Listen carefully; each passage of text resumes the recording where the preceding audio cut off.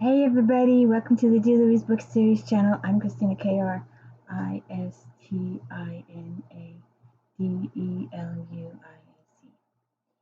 And today we're doing Cheryl A. Head, Time's Undoing. Now, please take the time to like and subscribe to the channel. It's really, really important that you like and subscribe to the channel. I know they all say it, and very few people actually do it. You could have people that watch a video maybe 1,000 times and there'll be like 2 likes. And it's really important for you to like the video. Now, I picked this book up, and because time is undoing, and because when you open the flap, he's from 1929 and she's from 2019. So, disregarding the cover, just going by the title, Time's Undoing, and him 1929 and him 2019.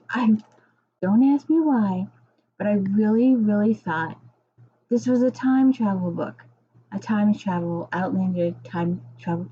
I don't know why, but that's what I thought. But when I started to read this book, I was so drawn in, and it held my full and complete attention. It just pulled me in and wouldn't let go. It turns out it's historical and it's genealogy. And if some of you know, I'm a genealogist on the before. And this book just held my full attention.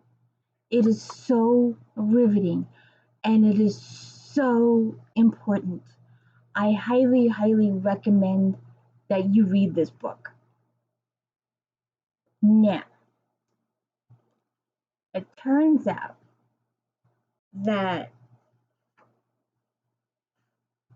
I should just sit here and read the whole thing to you. That's what I feel like doing. But anyway,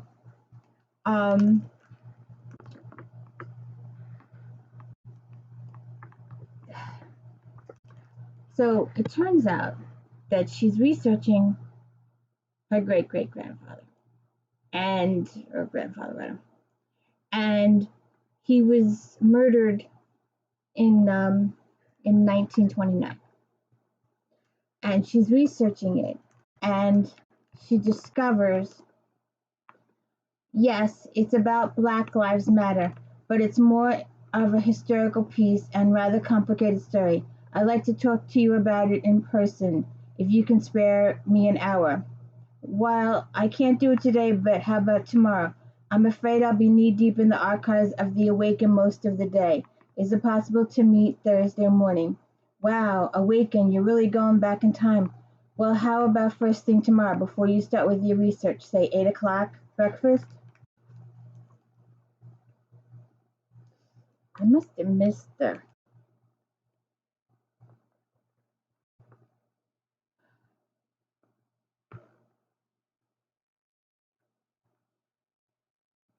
part. But anyways, it's scary that some parts of this country hasn't changed in 100 years. That there are some places in this country that still feel the same way they did in 1900, and that's kind of scary.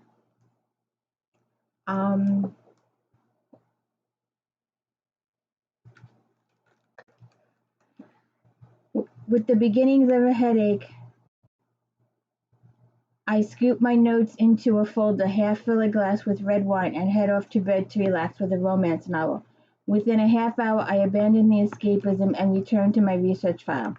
There's something about the story of the white policeman's death that nags at me. Saxby and I have talked a lot about the value of reporters' hunches.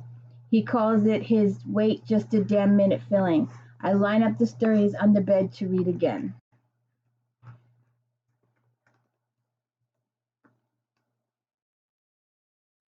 I think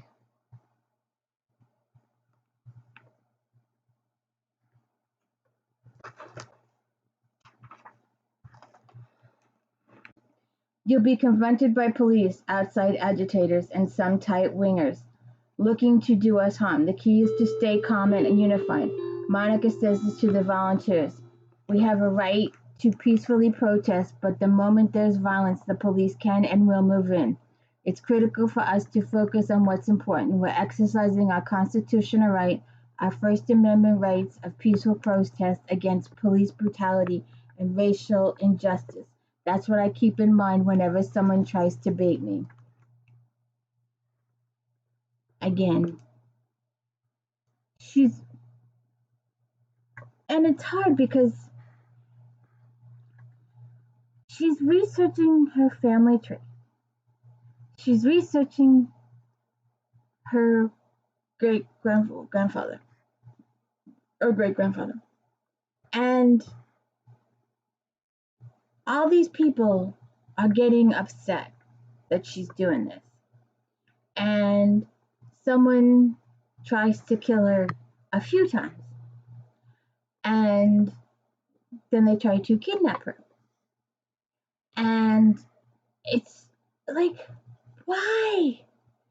And apparently she stumbled upon a bad cop from 1929 who killed people. And why it matters so much today is explained at the end, and you'll have to read that part.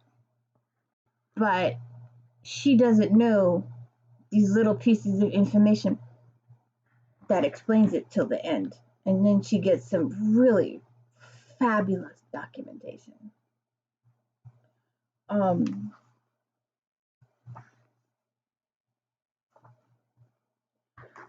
Lee was his middle name. I say following the signature line to the notation paid in full. It's written in capital letters in different hand. I think you found them, I say quietly, holding back the nervous rolling in my core. Darius pulls his chair to my desk, and in the next 2 hours we find 5 more documents associated with my great-grandfather's stay at the 4th Avenue Inn. 3 receipts for meals written in curative cursive of the proprietor and 2 rental agreements. The first, a 1-page contract, is for a month-to-month single occupancy beginning in June of 1929. That one is signed Robert Harrington, but it's the same signature wide, even with little jiggles for the R's in Harrington. The second rental agreement begins in July with 3 occupants. That must be when Grandma and her mother arrived in Birmingham. I stare at each item, holding my breath. I lean back in chair, overcome with emotion. Now, I remembered when I first started my genealogy, every time you found somebody, you called your grandparents. You go, hey, I found so-and-so. I found him. This is what happened. He's buried here, buried there. Or this is the story, or that's the story. So she calls home. How are you doing, honey? Mama, my throat catches. Is everything okay? Her voice is louder and concerned. I'm okay. Today I learned exactly where great-grandpa lived in Birmingham. I found a rent document with his signature on it. Oh, my. Baby, what's wrong? I hear my father say. Megan's found something. What? Daddy snatches the phone. Tell me. No, wait a minute. I'm putting you on speakerphone. Great-grandpa lived in a boarding house while he was in Birmingham. I saw his name on the ledger, and I met a relative of someone who actually knew him. I did once. I was researching, and we went to an old church, and this lady was like pushing 100, and she knew my ancestor, and she thought he was cute. She remembers he was cute. It's so intriguing and pulling and exciting that she's doing all this, and it's hard to understand. Um, she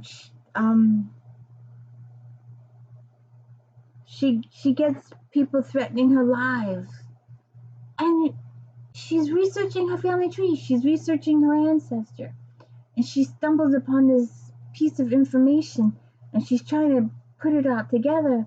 And these people are threatening her life and trying to kill her, run her over with a car, and fire her the rental house, and they do all this stuff to her. I don't get it until this discovery. I quickly scan the half dozen pages. They tell of a man who is a product of the Jim Crow era. Born in 1899 in Clayton, Alabama, Carl Simon dropped out of high school, enlisted, and served the last year of World War I. After the war, he worked as a laborer for 4 years before applying to the Birmingham Police Department. He received a citation for bravery 8 years later and soon after was promoted to detective. There are 3 personal actions. The first is a partial copy of a citizen's complaint from a 35-year-old woman who accuses Simon of sexual assault. The name and race, occupation are redacted. On the back of the document is a photocopy of a check from the Policeman's Justice Fund for $10,000. That was a lot of money back then. A lot. Dated September 30th, made out to Patterson and Arnold, attorneys at law. The second document is a one-page notice of a 2-week suspension with pay for flagrant force. It is dated November 1928. The third paper, another citizen complaint, is a single page, but this time the complaint listed is George Freeman. After the name in parentheses is written Negro. There is no indication of the investigation, suspension, or further action, and the date is October 7, 1929. I take photos of the front and back of the documents. They all have missing pages. So, it's not the full story, it's a partial story. But it's intriguing. It's another key in the information. It's putting things together. And she's stirring up, uncovering things that there are people that want left covered. And you don't, you've got to read this book. You've got to read this book. You really have to. I'll go back in a little bit.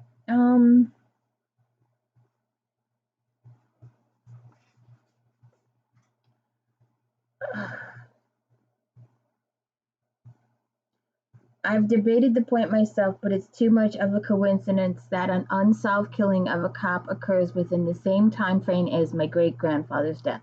Coincidences are troubling things to a journalist. They almost always merit a closer look. Kristen still looks skeptical. How do you know it's an unsolved case? All right, think about this. Since those 3 articles I found, I've not discovered a single mention of Simon's murder in any of the newspapers I've researched. Not one. A cop gets killed and the story just goes away. That's really odd to me.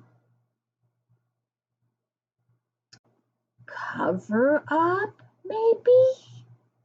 And I'm sure it was easier to do a cover up in 1929 versus 2023.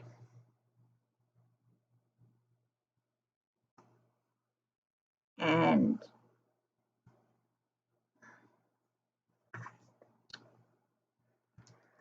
his firstborn, no matter what. I pulled a sheet of paper from the envelope and read, the Birmingham Police Justice Fund paid $10,000 in 1929 to Clarita Etta Alvarez. The note includes the case number. Wow, this is super helpful. Thank you. Daddy asked a lot of questions about your story and about you.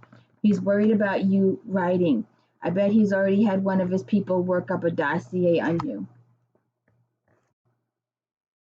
Why? You don't get the importance of this until later, but it's so important. And I didn't see it coming. I really didn't.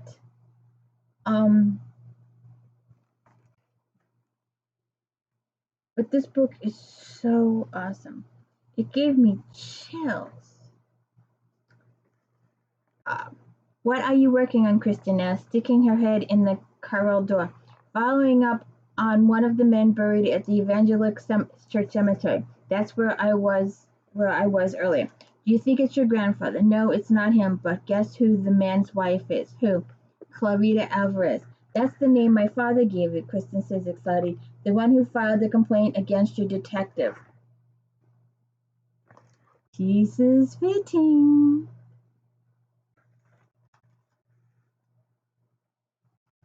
And I guess I shouldn't tell you all of this, but according to those witnesses, Griggs left the ticket booth with his sawed-off shotgun raised and shouting Clarita's name.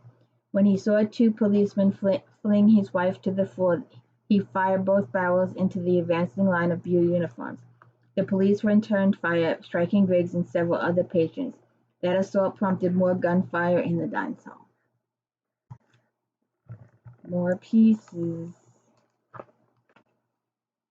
There's one more, and then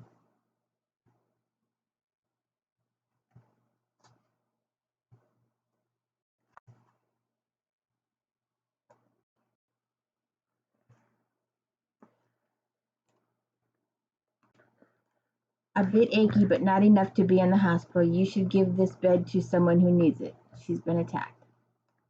I'd like to keep you here at least overnight. I begin to protest, and Masterson lays his hand on my arm. You're safer here. Captain, how did those men get to me? What about the protection detail? One officer is dead. Gordon, 10 years on the job. Oh, suddenly tears spring to my eyes. I'm so sorry. The other officer was one of those who attempted to kidnap you. I know, I recognized him. I also saw Scotty Gleason. Masterson fills me in on what he describes as conspiracy of hate within the Birmingham Police Department. It's wider spread than even he thought. I can tell he's distraught by the shame that's come to his department. The rogue cop is telling all to avoid a death sentence and to receive protection from others who want to keep him quiet. The FBI is already investigating.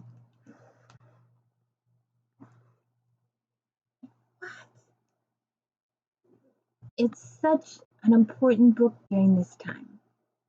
It really is. It shouldn't matter what color you are. It shouldn't. But in some parts of this country, it obviously does. And the full explanation is in the back of this book, and you will have to read it to find out. Now, I just can't stress the importance of this. This is so good. It gave me chills. It was history. It was genealogy. It was research. It was a mystery, and it pulled you in. It's such an amazing story. It is. And it gave me such chills. I am so glad I picked this up, even if it was a mistake, because I thought it was a time travel. But I started reading this and I got sucked in, and you were not going to let me put this down. I read the whole thing in one reading. There was no way I was putting this sucker down. I was going to read it all the way through. And it was amazing. Absolutely amazing. You've got to check this book out. It's so good.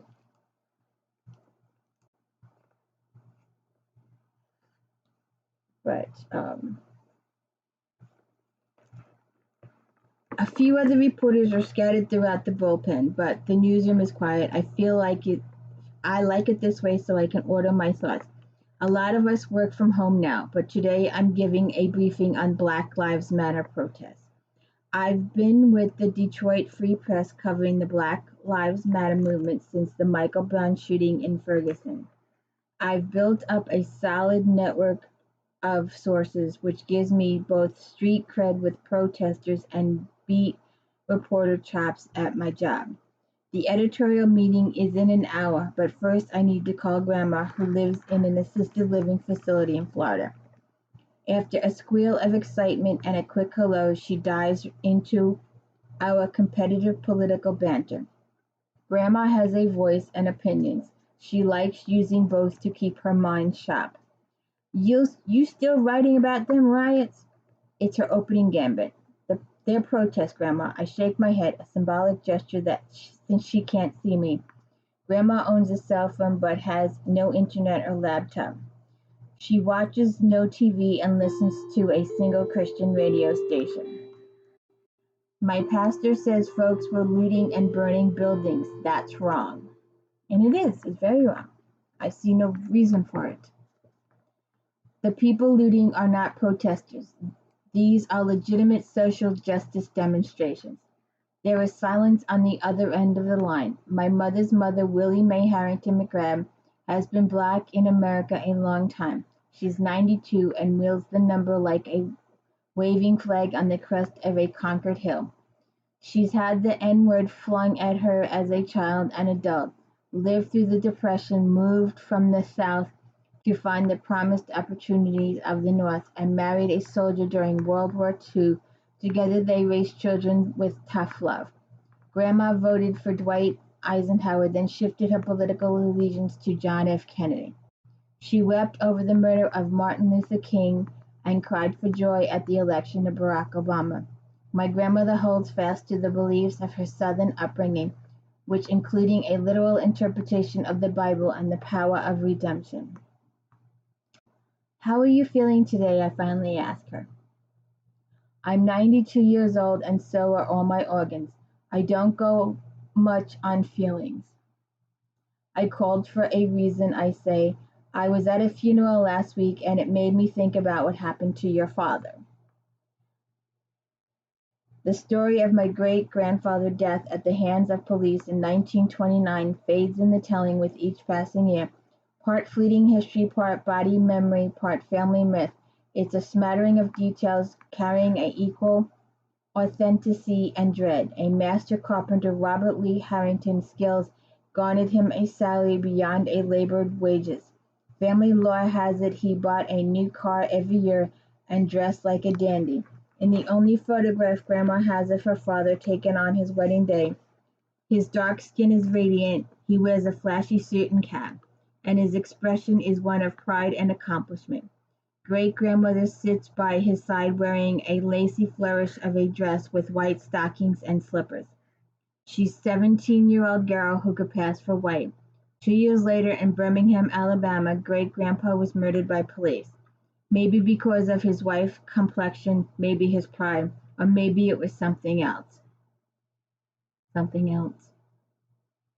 You had to go to a funeral, Grandma asked. The police killed another unarmed black man last week. Oh, Megan, she gives a quiet inhale. I feel so sorry for him and his family. I do too, Grandma. But what about our family? I say quietly. We don't even know where great-granddad is buried. All we have is his wedding photo and your snatches of memory. It's not as if he never lived. My grandmother was just shy of 2 years old when her father was killed. I listened to her labored breathing and wait for her response. When it comes, her voice is hoarse with sadness. They say he was a man too boastful for his own good, never shied away from a slight, but he didn't deserve to die before he really had a chance to live. I'm planning to write great-grandpa's story and about the trauma police have caused black families in America for more than a century. After all these years, you'd think things would change, Grandma says, but I guess they haven't. So, if you want to know what happens, you want to know what she uncovers in her investigation, and you want to know why her life, why they attempted to take her life several times, you've got to check this book out.